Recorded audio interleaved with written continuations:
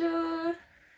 Doncs avui, un mes després, perquè sóc així de lenta llegint, us vinc a presentar la meva última lectura, que és Alba, d'Octavia Butler, publicada per My Men's Edicions dins del Refugi 67, que és Anava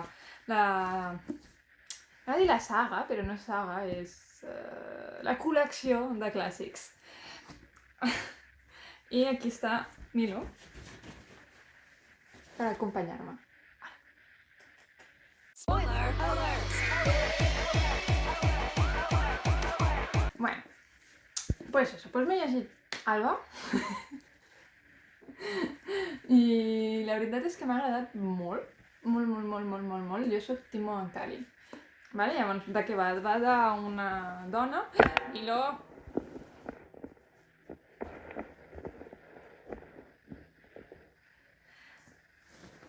Para, que me tires el móvil.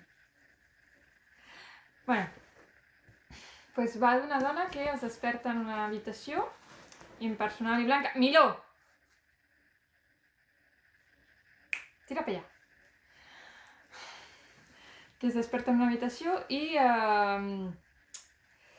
bàsicament passa quasi 3 anys tancada en aquesta habitació sense veure ningú i un dia pues, apareix a la seva habitació un dels seus captors que és una espècie d'anèmona gegant que camina, que és això que es diu un Oankali. Els Oankalis són una espècie extraterrestre que pues, han arribat a la Terra i no han fet res de dolent, O sigui, han arribat i ens havien destrossat els uns als altres a base de bombes nuclears, quedant uns pocs humans repartits per allà una mica traumatitzats, llavors pues, s'han dedicat a recollir-los i estan ara pues, intentant salvar l'espècie humana justament de l'extinció, una mica com fem nosaltres els animals salvatges, excepte que no és culpa dels animals salvatges que s'estiguin extingint. I bueno, és tota aquesta experiència de la Lilith, la protagonista, amb els Oankalis i la seva missió, que és fer com de mare, que bàsicament és introduir a tots aquests altres éssers humans que han sigut capturats, que han sigut salvats, per dir-ho, a l'espècie Oankali i aconseguir rehabilitar-los per tornar-los a la Terra i que tornin a començar una mica a zero. I clar, no s'ho prenen molt bé els humans quan es desperten d'aquest somni i els diuen sí, mira, és que estem en una nau espacial, us han rescatat unes anèmones gegants que es comuniquen per sensors químics i volen que ensenyar-vos una mica a sobreviure una mica a l'estil prehistòric per poder-vos tornar a enviar a la Terra i que us reproduïu i així que la humanitat se recuperi. No s'ho prenen gens bé. I és una mica...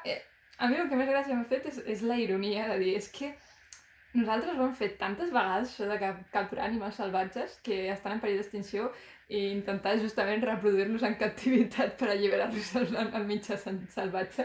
I és que mulleres s'ho prenen tan malament si li passa. I clar, i bueno, després, aquest és el primer llibre que acaba amb la Lilith que es queda a la nau per preparar una segona tanda d'humans per enviar-los a la Terra. I és sobretot el que estudia més enllà dels... Més spoiler, però és que és una trilogia i... El que més em crida és això, és aquest intent d'una espècie extraterrestre d'evitar que ens extingim i nosaltres que ens ho estem prenent molt malament, que ens rescatin.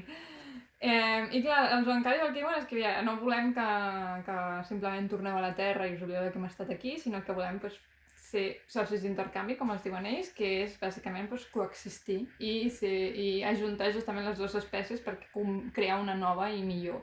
I això tampoc s'ho prenen gens bé, i una vegada més el que em fa molta gràcia és el fet de que és una que ja nosaltres hem fet tantes vegades amb aquests, per exemple, els gossos, perquè els gossos no existirien a la natura, són els llops, i els llops nosaltres els vam agafar i ara tenim chihuahuas i merdes com aquestes que tècnicament encara es poden reproduir amb els llops perquè no són una espècie separades, són subespècies.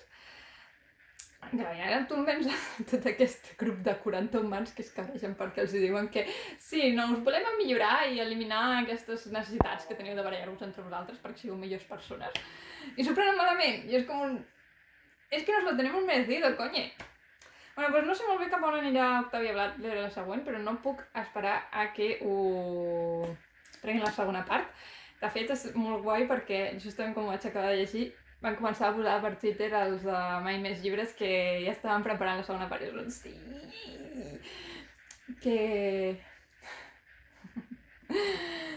I bueno, i això, i jo, pues això, jo si m'hagués passat, jo em deia, jo si m'hagués aixecat i m'haguessin dit, mira, ara seràs la mascota d'unes anemones gegants i la espècie humana està mig extingida i volem recuperar-los una miqueta. I estaria, doncs veient, no? Vull dir, és que ens ho tenim tan merescut. Ai, que deprimente soy. I bueno, aquest és una mica el resum super spoilereado de Alba, d'Octavia Butler. I ara m'estic llegint Botanical Time, El silencio i la mandrágora, del Mercè Mar. O sigui que serà el següent vídeo que faré. Bueno, au revoir i espero que ens veiem més d'aquí poc. Spoiler alert!